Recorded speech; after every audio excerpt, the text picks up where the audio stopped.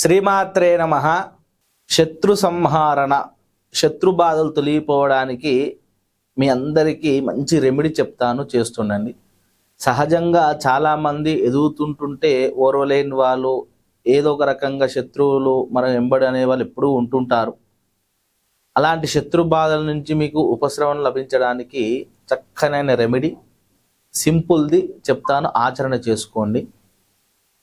ప్రతి మంగళవారం రోజు కాస్తన్ని తోక మిరియాలు మనకు మార్కెట్లో దొరుకుతుంటాయి పూజా సామాన్లు.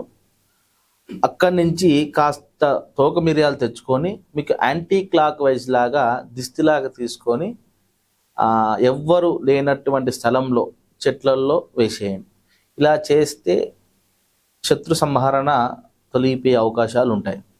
అదేవిధంగా తోక మిరియాలు ఒక 108 తోక మిరియాలు తీసుకొని వాటిని నీళ్ళల్లో నానబెట్టండి.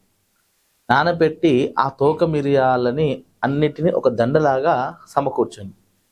ఆ దండ అమావాస్య రోజు కాలభైరవ స్వామికి ఆ దండని సమర్పించి కాలభైరవ స్వామి దగ్గర కూష్మాండ దీపం పెట్టినట్టయితే మీకున్నటువంటి శత్రు దోషాలు, శత్రు సమస్యలు ఏమైనా ఉన్నా కూడా ఖచ్చితంగా తొలగిపోయే అవకాశాలు ఉంటాయి.